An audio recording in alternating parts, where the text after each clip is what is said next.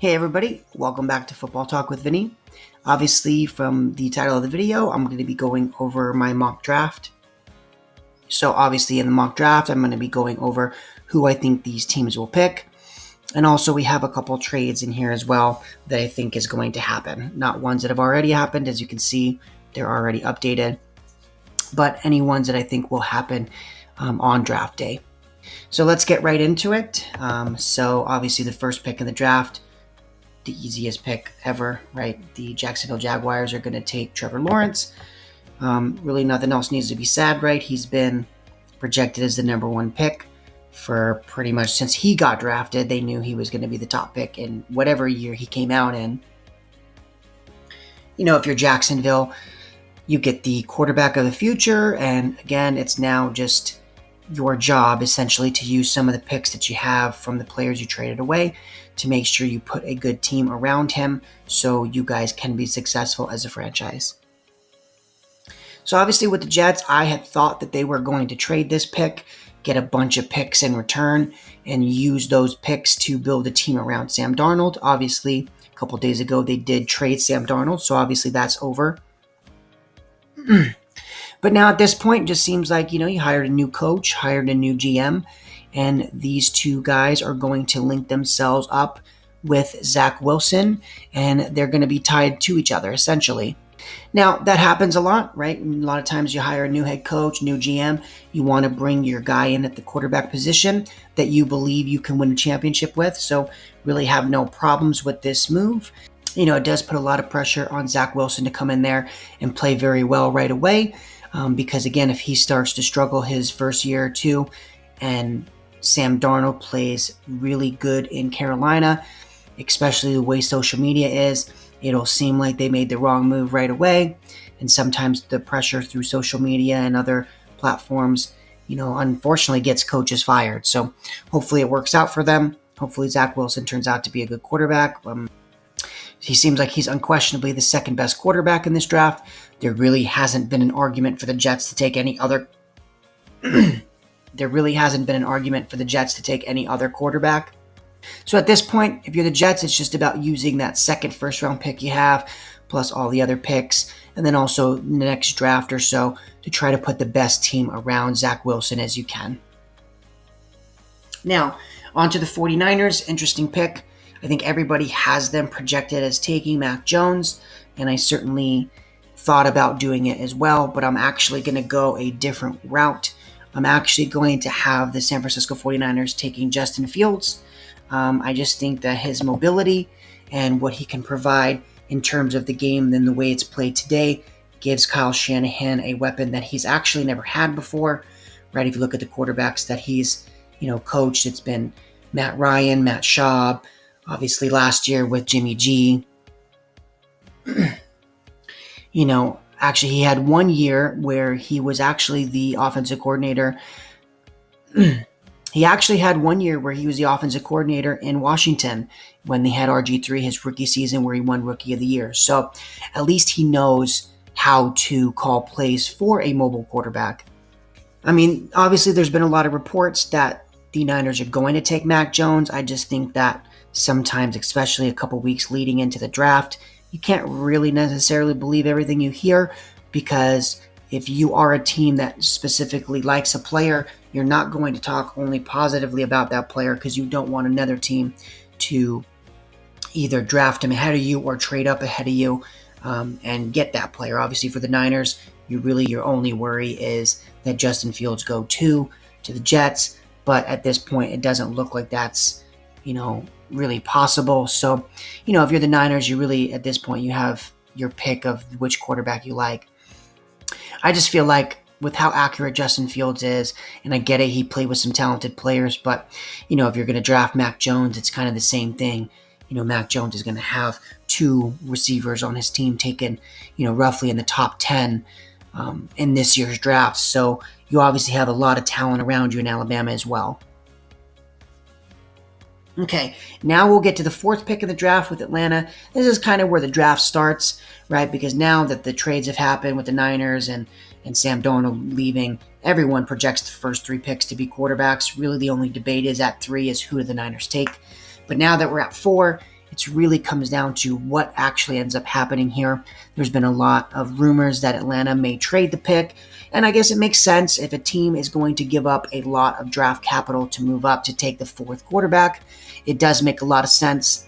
I just think that if you're looking at the draft and you see, okay, these first 3 picks are now quarterbacks, and now you know that Carolina probably is not in the market for a quarterback, I don't think there's much of a need to trade up to 4 as there was previously. Because if you look at it, Atlanta, they could take a quarterback, but Cincy's not taking one. Everyone believes Miami's not taking one. Detroit could take one, but then you're looking at Denver, right? So to me, if I was a team, I'm not really looking to trade up to 4, right? Let's say if I'm New England, right? I don't really have to trade up to 4 when I could probably trade up to 7, 8, or maybe even 9 and still get my quarterback. So with that being said, I think with the 4th pick, it ends up not being traded, and I actually had a debate as to who I have Atlanta taking here. I actually just ended up going with Kyle Pitts. He is, by most people's account, the 2nd best player in the draft period, right behind Trevor Lawrence.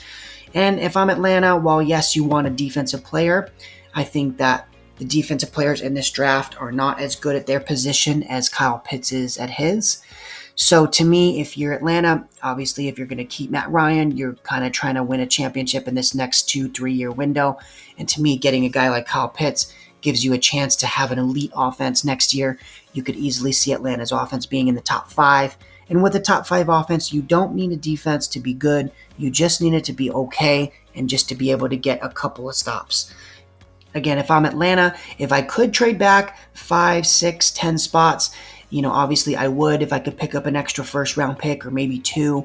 And then again, if you're moving back about 10 spots-ish, you can take a defensive player at that point, and then you get, again, 2 extra or 3 extra draft picks. But at this point, I think Kyle Pitts is too good of a player not to take. Now on to Cincinnati Bengals. I think everyone really has them taking a guy like Kyle Pitts or Ja'Marr Chase. To me, I think Penei Sewell is just way too good to pass up on here. If I'm Cincinnati, with the way Joe Burrow got hurt last year, and he did take a lot of hits, I just don't want to see my franchise quarterback get hit as often as he got hit last year, and I definitely don't want to see him get hurt again and miss some games because he's way too good of a player. To me, you take Penei Sewell, and with the guy that you drafted last year, it's just way too good to really pass up on, to have 2 tackles that you can really kind of build your offense around, and now you can protect Joe Burrow. It'll help you run the ball better. To me, it makes too much sense. Now we're in the 6th pick with the Miami Dolphins. Obviously, they wanted to trade out of 3, but then trade back up. And obviously, it's pretty simple as to why they wanted one of the dominant pass catchers, whether it was going to be Kyle Pitts or Ja'Marr Chase. So with the way the draft falls, Ja'Marr Chase is there, Kyle Pitts is not. So I think this is probably one of the easiest picks after maybe the 1st pick in the draft. With Ja'Marr Chase, right, he did not play last year, but in 2019, he had 20 receiving touchdowns, and he was just the clear number 1 receiver on a team that also had Justin Jefferson, right, who lit it up last year in the pros. So if you're Miami, it just makes too much sense to take Ja'Marr Chase. You can pair him now with Devontae Parker and give Tua a realistic chance of showing how good of a quarterback he can be. Now at 7, I really struggled here because I think a lot of people want to give Detroit a wide receiver, but I just think that the team is so bad, they have so many needs, I just can't see them taking a wide receiver at 7, just because a wide receiver does not impact the game as much as some other positions might. Also, right, from this perspective, if you listen to the head coach and you listen to his interview, right, after the whole biting kneecaps off and whatever else he said, it just seemed like he wants to build a physical football team, right? So that, to me, obviously starts from the inside out. So you want offense, defensive linemen, also some linebackers and maybe, running backs and that kind of stuff. You want to build a physical football team. So I just think at pick 7, there's not too many players here that wouldn't be considered like a reach. So to me, I actually have Detroit trading out of this pick. So this is the first projected trade. And to me, I have New England actually moving up. So let me do that right now. Obviously, New England has the 15th pick. So if you're the Lions, you're moving back 8 picks. And obviously in here, you have to click on like the picks you're going to give up. I would think if I was New England to move up 8 picks, they may give up something along the lines of maybe their first and second this year and maybe like a second next year, right? They might not have to give up a 1. And to me, if I'm New England, if I can trade up, even if I have to give up a number 1 next year, right? If Detroit says, hey, we'll trade, but we want your 15th overall pick and we want your first and second round picks next year. If I'm New England, I may still do that deal because at the end of the day, if you feel like one of these quarterbacks can help you win and win now, which is clear as what New England's trying to do, I think you kind of have to move up. And to me, if you're New England, since you waited those extra 3 picks, instead of trading up to 4 with Atlanta, you trade up to 7. Since you're not moving up as much, to me, you get to save a couple draft picks. You don't have to obviously move up as many picks. So if you're New England, that helps both ways. I do have them taking Trey Lance. I just think from the mobility standpoint, it's too... I think from the mobility standpoint, I think with the way the game is going, you definitely want a quarterback that's a little mobile. Obviously, Trey Lance's arm is one of the best in the game as well, at least from the prospects that are available to be drafted. And obviously, if you're New England, you now have the quarterback of the future. Obviously, you could go Mac Jones here. I just, figured in my mind, I think that Trey Lance may be a better option for New England and what they're going to try to do. Now with Carolina, right, I actually could have them trading the pick as well. I think after trading for Sam Darnold, though, I think it's probably too good to pass up on one of these wide receivers here. And at this point, I don't really think it matters which guy you take. It's really more just of who you like. I ended up selecting Carolina to take Devontae Smith. I just think from a route running perspective and just what he gives you and how productive he was, I think it's going to be a good fit in Carolina. Obviously, if you're Devontae Smith, it's a good actually situation for you to go to, I think. You're not the number 1 there, right? You're not the number 1 there, which I think helps you, right? Because now there's not this pressure on you to produce at such a high level because you are going to be expected to be the guy that they throw a bunch of balls to. In this offense, there's a lot of weapons there. Obviously, you have Christian McCaffrey, so you have a lot of guys that need to get the ball. So I think Devontae Smith will be able to kind of just, learn the playbook and just, not have as much pressure on him as maybe some of these other first-round picks that they're going to teams where they're going to hope that they make an immediate impact. So now we're at the pick number 9, and to me, there's obviously a lot of projections for Denver here at this spot, especially if Mac Jones were to fall. Would you take a quarterback in the first round? Obviously, Denver has done that a bunch of times over the last couple of years, trying to get that quarterback position right. Do you take maybe that second tackle, right, Rashawn Slater? There's a bunch of different options you can go. Probably not going to go Jalen Waddle, right? You could take a corner like Patrick Surtain for sure. At the end of the day, though, I have Denver taking Micah Parsons, even though it is the highest rated player on the board, right? That's just a coincidence. But I think a lot of people are kind of sleeping on him as a prospect. From everything that you read about Micah Parsons, he is literally the most gifted linebacker in the last 10, 15 years from a prospecting standpoint, right? And everyone says the same thing when you read anything on him, which is obviously as a young player, his production is through the roof. Obviously at the next level, though, he's going to have to get better at reading offenses, and just making sure you're in the right spot. But I think that's any position for any player, right? Once you go to the pro game, it's much more of a mental game. Your athletic abilities are not as drastic as they are in college. But again, if Micah Parsons is anything like the player he was in Penn State, if you're Denver, I think it's way too good for you to pass up on here. Plus, if you look at Denver, right, the head coach, Vic Fangio, he's a defensive-minded guy. So to me, getting a linebacker that's as versatile as him and potentially as dominant as he could be, I think it's too good to pass up on here. Okay, now we're at pick 10, the Dallas Cowboys, my team. Obviously, almost every projection I've seen has us taking a cornerback, and it's really been Patrick Surtain for most of the 3-4 months since you've been really seeing mock drafts in the last couple months. But for me, I'm actually going a different route. I am going Rashawn Slater. My reasoning is pretty simple from being a Cowboys fan watching them. Tyron Smith has not played a full season in 4 or 5 years.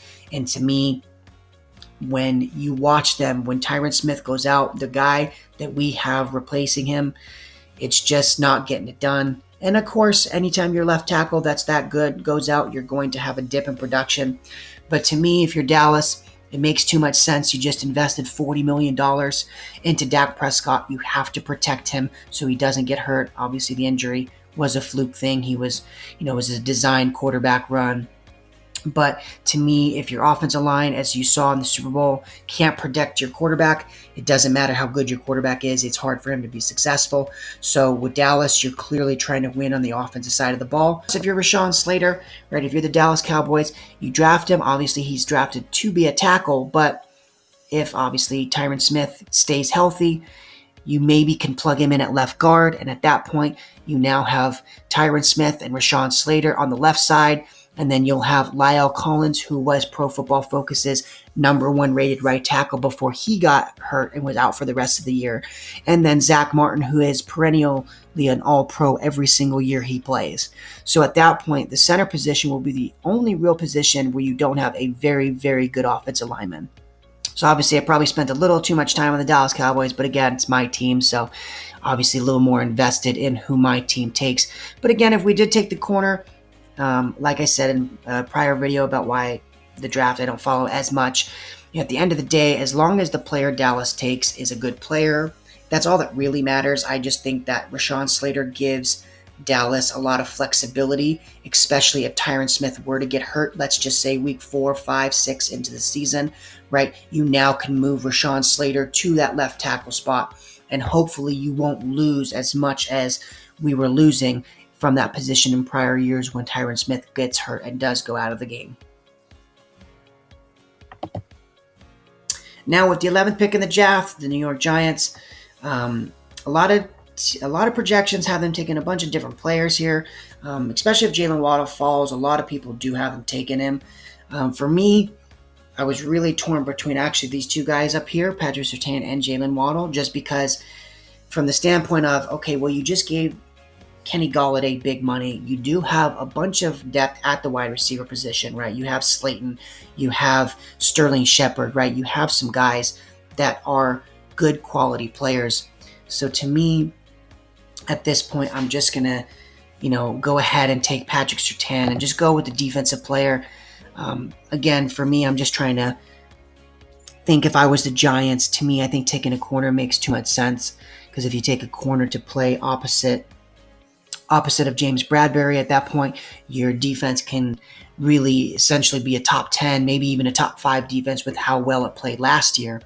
And if you can have a better defense, it just helps your offense, right? Because now you have less pressure on Daniel Jones and the offense to get it done.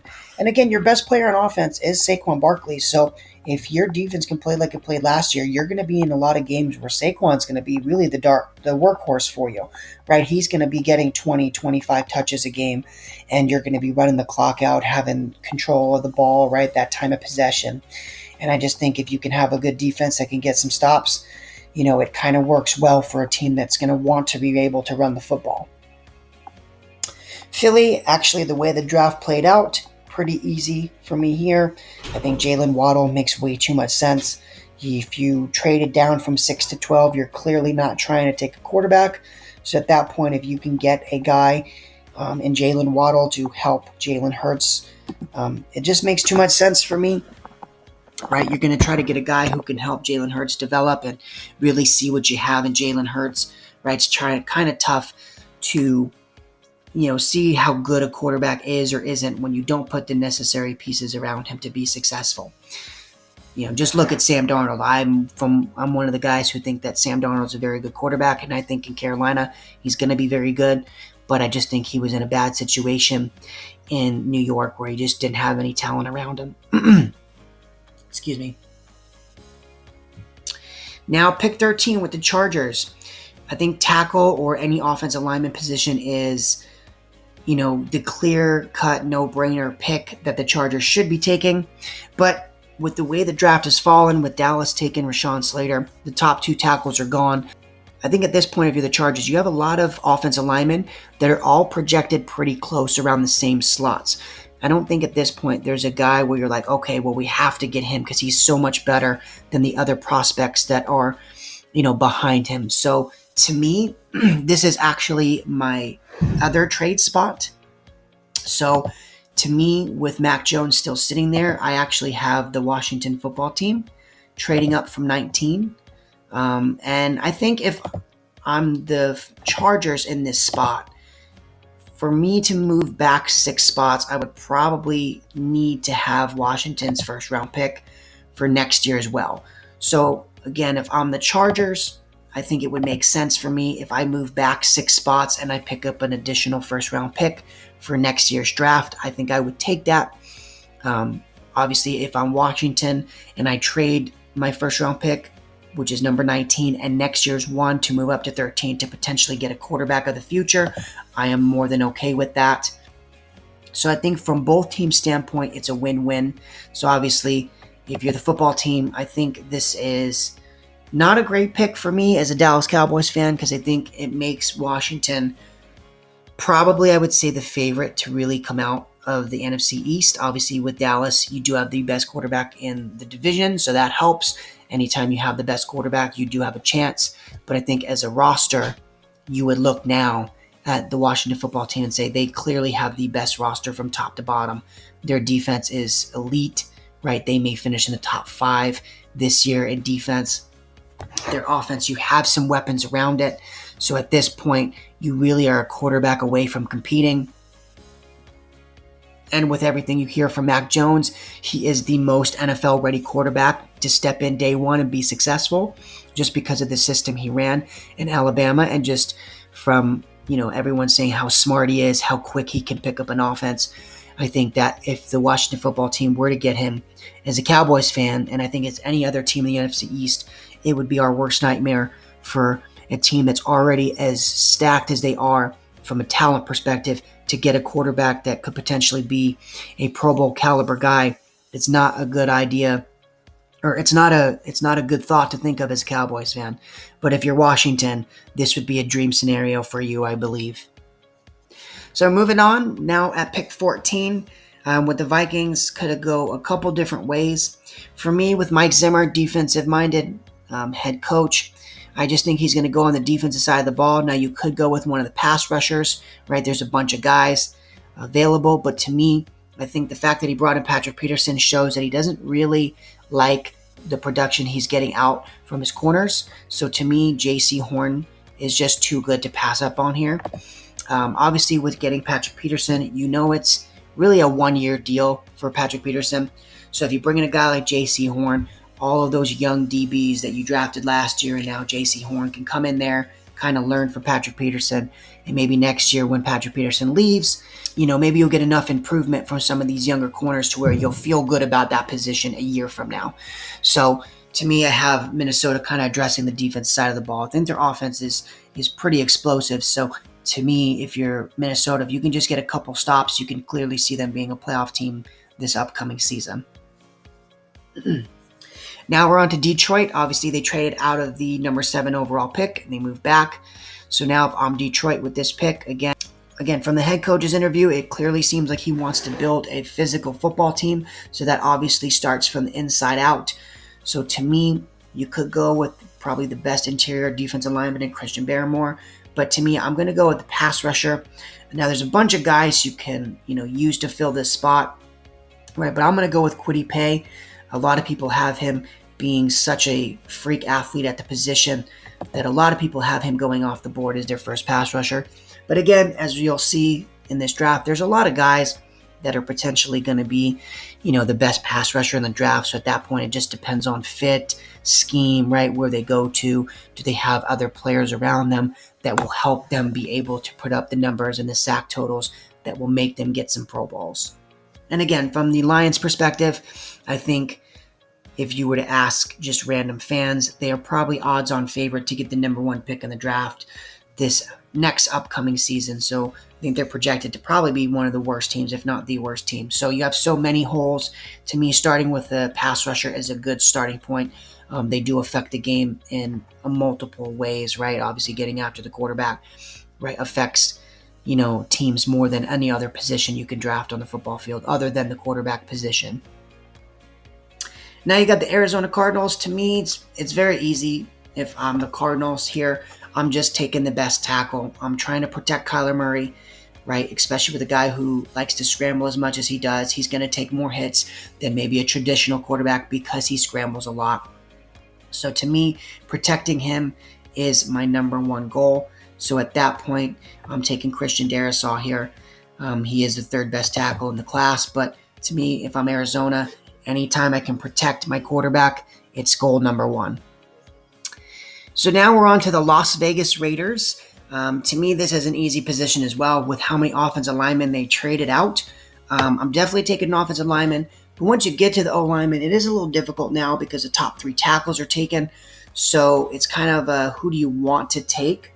And with me, I'm actually going to go with, even though it has him listed as a tackle, I'm going to go with Alijah Vera-Tucker.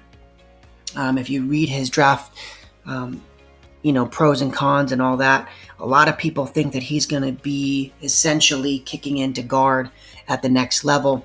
So at that point, you're really essentially taking the best guard in the draft, which again, if you're the Las Vegas Raiders, I think drafting on that offensive line is something that you have to do, right? Again, you don't have a mobile quarterback, so you need to be able to protect up front. And what seemed like a strength for them last year, with them trading a couple of the pieces they traded away, you're going to have to replenish that offensive line, or it's going to be a long season for you. I'm going to try to go a little faster so the video doesn't take too long. So with the 18th pick, with Miami, a bunch of different options they can go. I'm actually going to go with a pass rusher here. To me, I just think that, their defense was good, but again, you cut a guy like Kyle Van Noy, and your offense, with you taking Jamar Chase with the 6th pick, you have enough pieces on the offense to where I think taking a pass rusher may be a good idea here, especially since only one pass rusher has come off the board. And again, there's so many guys you could take here, just because there's so many defensive ends that potentially all could be very good. I'm actually going to go with Gregory Rousseau. And for me, he's one of the most physically gifted players, right? If you read his summary here, he opted out of the 2020 season, but he has the tools to be a top 5 pick. But again, like they said, it's hard to bank on him after only 1 year of college football. But again, if you're Miami at this point, you may feel like if you can get him to be productive, and if you think that that's not like a 1-year wonder kind of thing, if you can get a guy who you think is potentially one of the top 5 athletes in this draft, and he can be that perennial all-pro pass rusher for you, I think it's too good to pass up on. Now you got the Chargers, who obviously traded back to 19. Again, if you look at the draft board, right, they traded back and really they missed out on Christian Darrisaw and Alijah Vera-Tucker, right? So they missed out on, one tackle and one guard. So at this point, obviously, offensive line is a position of need for them. So to me, I'm going to go with the tackle. Now, with Pro Football Focus's rankings a little lower, but I'm going to go with Tevin Jenkins, right? And real quick, if you read some of his summary here on Pro Football Focus, it says, the last sentence here, he allowed only 4 pressures on 211 pass blocking snaps this season. So obviously, I think he's more of a physical player, right? They talk about it in some other scouting reports, right? He's more of a run blocker. Again, if you read that stat, he's a good pass blocker as well. And I think some of the guys ahead of him, especially that number 1 dude, Walker Little, he actually, and we'll get to him in a second, but he has not played a game in almost 2 full seasons. So to me, if I'm the Chargers, I want a guy that I could start right away on the offensive line. So to me, he just makes a lot of sense there. Now with Chicago, probably going to say this with most of these picks, but it's kind of hard once you get towards the back end because there's so many players you can take at these positions, right? Because there's not like a consensus top 10 player, right, that's available. So at this point, do you even go defense? Do you try to draft maybe a receiver here, maybe an offensive lineman, right? There's a bunch of ways you could go. Me personally, even though I know Chicago already has a good defense, I'm actually going a defensive player. And to me, I'm going with the best talented player. I'm going with Caleb Farley, right? The reason, obviously, why they have him dropping in the draft is because he did have that back surgery. So obviously the medical has to clear out. If I'm the Bears and I say, okay, he had that back injury, but he's going to completely fully heal from it. To me, I have no problem taking a guy who was projected at, as high as like the number 9 pick in the draft to the Denver Broncos. To me, I'm getting a clear-cut top 10 pick at pick 20, right? And again, if you're Chicago, they released Fuller, their corner, right, who actually signed with Denver, ironically. If you're Chicago, he doesn't even have to start right away. So if a couple weeks into the season he's not ready yet, or, maybe he's ready, but, maybe he was a little bit behind because of his surgery, he wasn't able to really, get as many snaps in training camp and preseason as you would have liked. It's not really a big deal because you already have a good defense. And maybe towards the end of the season, if he's starting to come on strong, right, and be that player that you think he's going to be, at the end of the day, when you draft a player, you can't just look at what he's going to produce for you this specific season. You have to look at what he's going to do for you over the course of 5-10 years. And if you think that Caleb Farley is the best player, to me, it makes too much sense not to draft him here. Again, I know you already have a good defense, but, improving on a strength is not necessarily a bad thing. Next, we got Indy. To me, it wasn't too hard of a pick. I'm definitely going to go receiver here. I did think about tackle for a second, just because Costanzo did retire, so you do want to replace him. But to me, I think you got to get a receiver. You got to give Carson Wentz some weapons. So I'm going to go with Rashad Bateman. If you read a little bit of his summary here, he's just really good at route running, right? So right here, as you can see, one of the best route runners in college football. He led the country in yards per route from an outside alignment as a sophomore in 2019. So to me, you got T.Y. Hilton, who's more the speed guy. A guy like Rashad Bateman, who's better at, maybe getting open. I think it's too good to pass up on.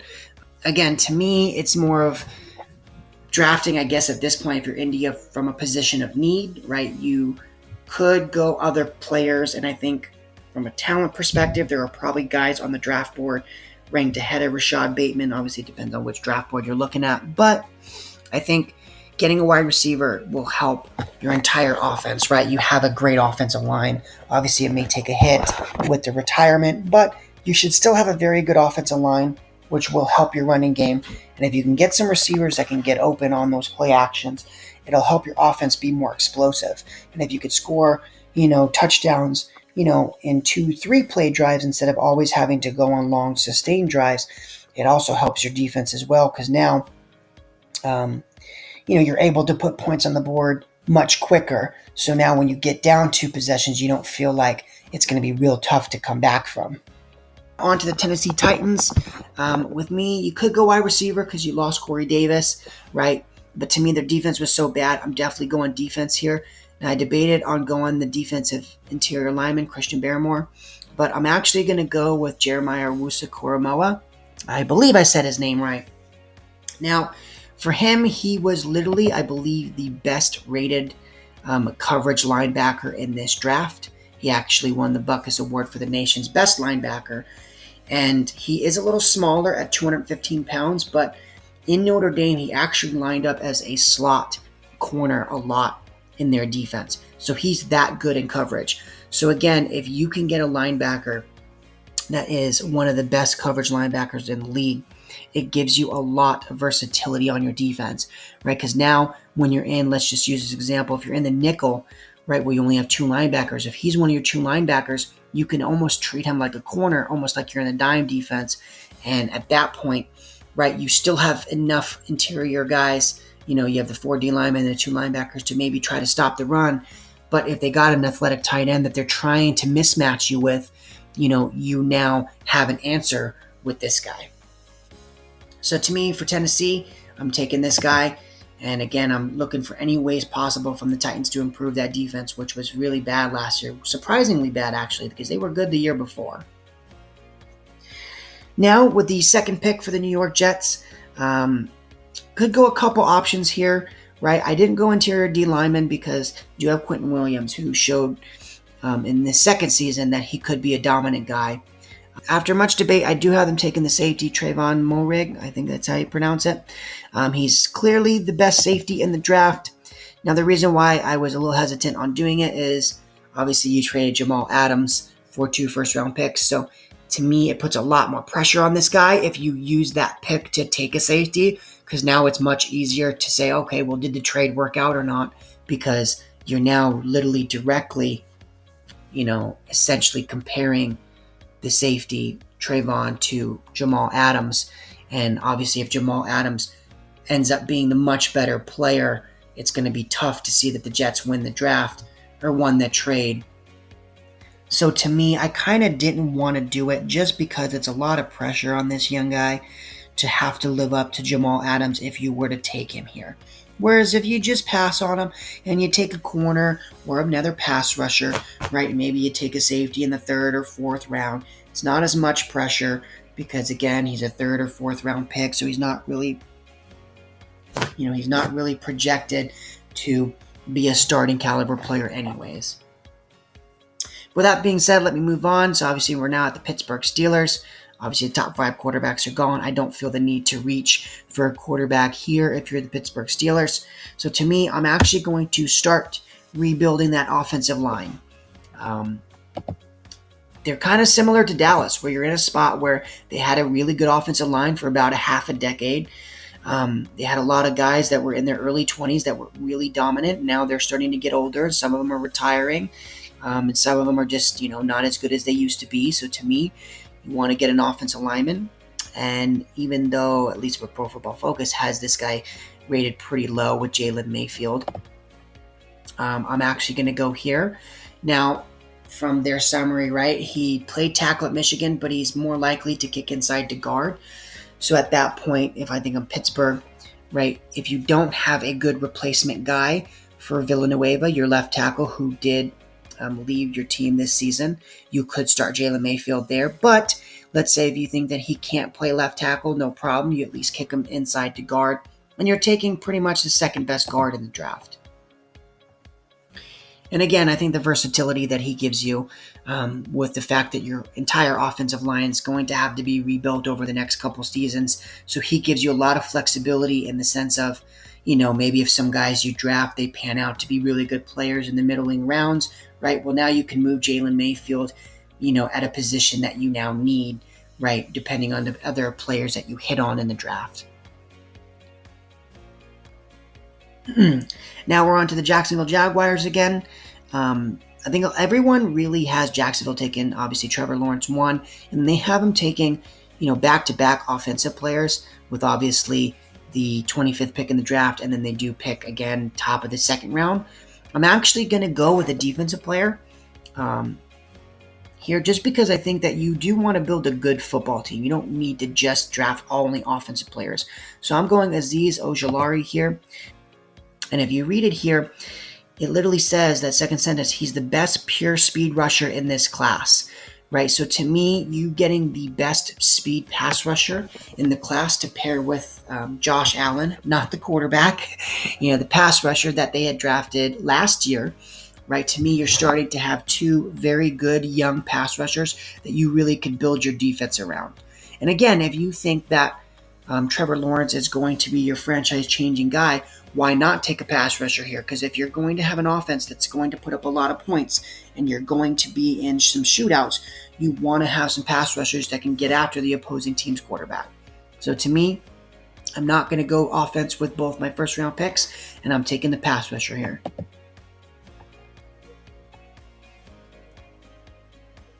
Next, we got the Cleveland Browns. They could go a bunch of different ways. I am going to go on the defensive side of the ball, however. Now, I really thought about Christian Barmore here. I just think that, for me, if I'm Cleveland, you have Myles Garrett, right, who's going to be doubled on most plays, if not almost every play. So to me, If you can get a pass rusher here who you think will be able to win one-on-ones, which is what he's going to see a lot of, regardless of how good he is, right? Because Myles Garrett is just that good. I think it makes a lot of sense to improve your entire defense by getting a pass rusher. For me here, I am going to go Jaelan Phillips. Now, if you read from Jaelan Phillips, he actually has had some concussion issues. He did retire after the 2018 season due to concussions, and then he did come back. So again, at this point, as a talent-wise perspective, a lot of people think he's the most talented pass rusher in the draft. It's just a point of, if the concussions continue in the NFL level, he may retire early. And do you want to invest a high first-round pick on a guy that potentially has already injury history with concussions and may actually retire because of it? But I think if I'm Cleveland here, I guess it's a semi-luxury pick, but if he can be anywhere close to what they think he could be from a talent perspective, I think it's too good to pass up if I'm Cleveland. Again, if he can obviously stay away from the concussion injuries and be a talented pass rusher, you now have two good pass rushers that are going to put a lot of pressure on opposing teams' quarterbacks. And obviously the way you're going to win your games on offense is by running the ball and playing it safe on offense and, doing some play actions and hitting some big plays when they're there to be made. But now if you can get some leads and you have those two pass rushers that can get after the other team's quarterback when they have to now pass the ball, I think it helps your entire defense, kind of what we just did with the last pick. All right, almost done with the draft. Last few picks to go. So with the Baltimore Ravens, I do have them drafting wide receiver. To me, there's a couple options you can go with, but I'm going with the LSU guy, Terrace Marshall. To me, he's more of a speed wide receiver. I think he's like 6'3", 200 pounds. So at that point, to me, they talk about his catch radius and how, he has one of the best speed in this draft. To me, if you're Baltimore, you really want to draft receivers that are speedy guys, right? Because the way that your offense is really set up, it's predicated, of course, on running the football. And obviously because you have Lamar, he gives you a threat no one else has. So if you are opposing defenses, you're going to have to stack the box to stop them. And when you stack the box, if you have speed on the outside, it makes it tougher to defend. Because now if you're the Ravens, if you can hit a couple of those deep shots, it's going to be really hard to defend this offense. All right, next we'll go to the New Orleans Saints. They don't really have many needs. They are just a well-rounded football team. So at this point, you're if you're the Saints, you're drafting from a, kind of a unique position where you don't really have a need. So to me, I'm actually going to go Greg Newsome here. He's one of the best corners in the draft. And with the way the Saints are, with Lattimore not having a contract extension and them being in a not so good cap situation, they pushed a lot of salary back just to get under the cap for this year. So they are going to still have some tough decisions in the next couple years. So if you don't re-sign Lattimore, if you take a guy like Greg Newsome here, if he can play at a good, maybe Pro Bowl caliber level right away like Lattimore did, you now give yourself insurance just in case you're not able to re-sign Lattimore. Or let's just say if Greg Newsome can come in and play at Pro Bowl caliber right away, you now can trade Lattimore for easily at least one first-round pick. So at least you would recoup your first-round pick and not knowing that, okay, well, you can't afford him anyways. Right, and now you could use that first-round pick to maybe address some other positions of need on your football team. All right, next we got the Green Bay Packers. With this, it was a little tougher for me to think of where they should draft. Obviously, I think if you're a Packer fan, you may want them to take a wide receiver. But for me, I'm actually going to go linebacker here. If I'm Green Bay, I want to improve the defensive side of the ball. Right, if I can get some stops, I really have no worries that my offense could put up 30-plus points and win a ball game. So to me, it's just about, getting some stops. And, at the linebacker position, there's a couple guys that are all kind of ranked pretty close to each other. I'm going to go with, hopefully I say his name right, Jamin Davis.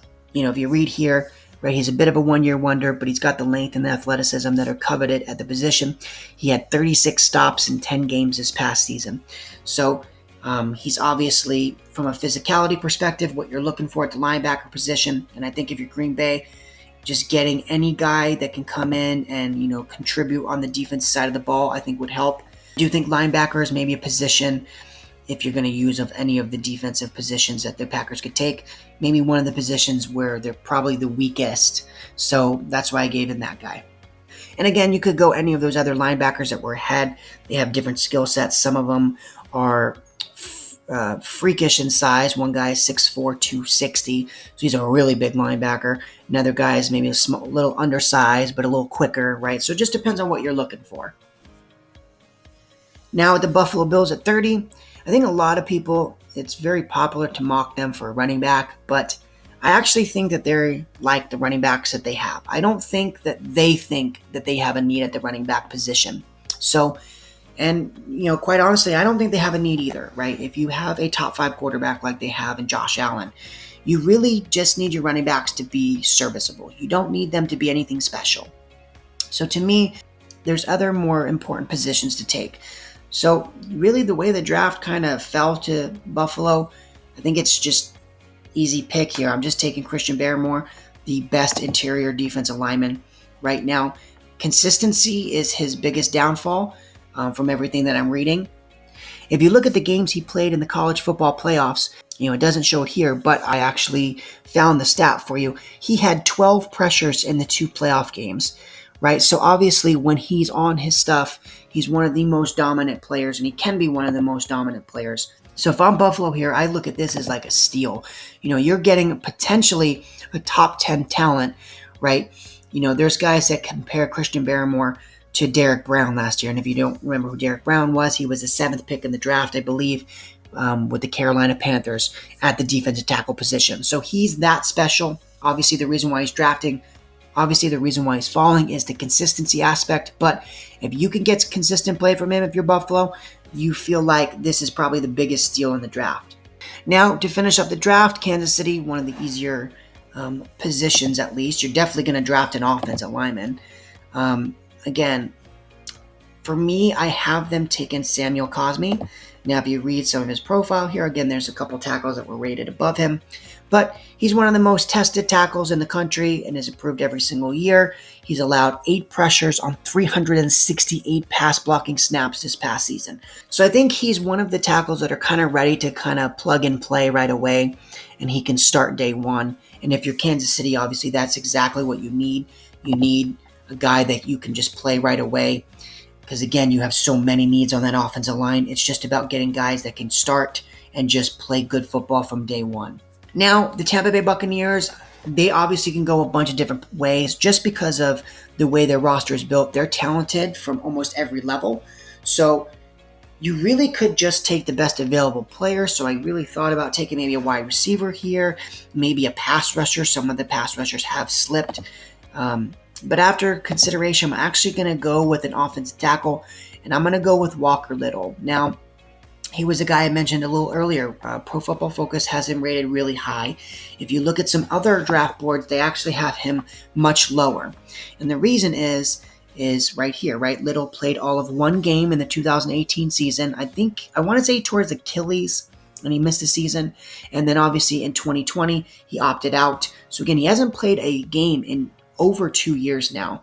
And if you are drafting a tackle and you need him to start right away, it might be expecting too much of this guy who hasn't played a snap in 2 years at the college level to come into the pros and just be dominant.